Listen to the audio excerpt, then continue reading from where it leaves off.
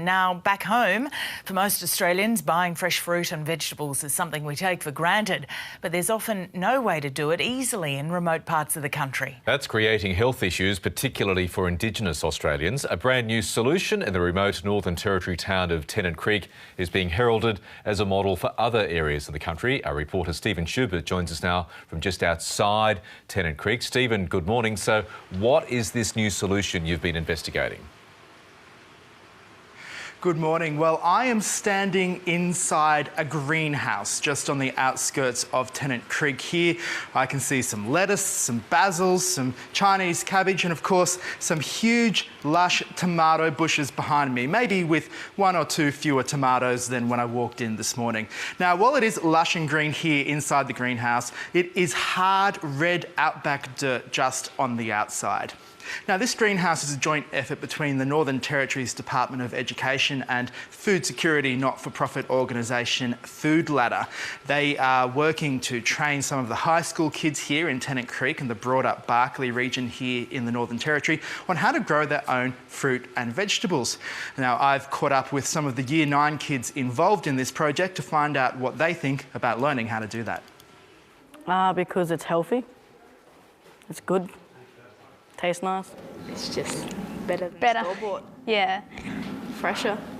We're going to be selling stuff, and like some people can come in and just take some if they want. So, Stephen, what is the benefit of growing in a greenhouse like this compared to, say, a regular veggie garden? Well, first of all, Michael, it's much more water efficient because the water can just be cycled over and over again through the hydroponic system here in the greenhouse. And it's also climate controlled. Now, it's forecast to get to 38 degrees already in Tennant Creek next week. And this climate control here, there's 3 huge exhaust fans behind the camera here, and behind me is a wet wall, a wet porous wall. So when those fans are switched on, it creates a huge evaporative cooler, and that should keep it in here at about 30 to 32 degrees.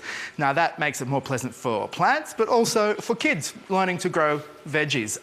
And being inside, being in a controlled environment, it's much easier for those kids to learn to grow their own produce. Absolutely. And finally, what are the problems, and I guess there are significant ones here, getting fresh fruit and veggies to the most remote parts of this country?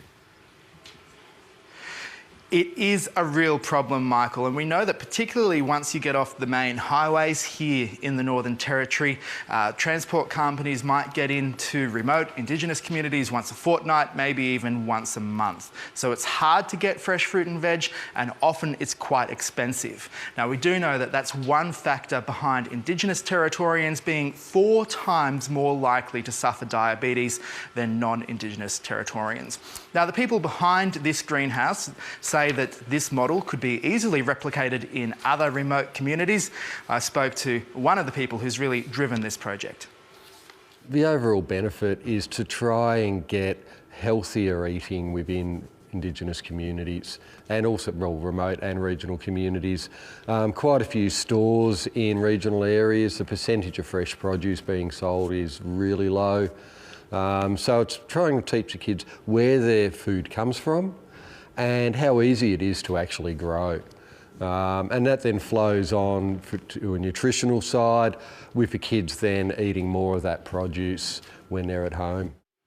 Excellent work, Stephen Schubert. And hey, don't try not to eat too many more of those tomatoes. They'll get cross with you otherwise. Well, I haven't had my breakfast yet, so I might just see if I can knock off a few more, Michael. Excellent. Just a few. Great story, great report, Stephen Schubert from just outside Tennant.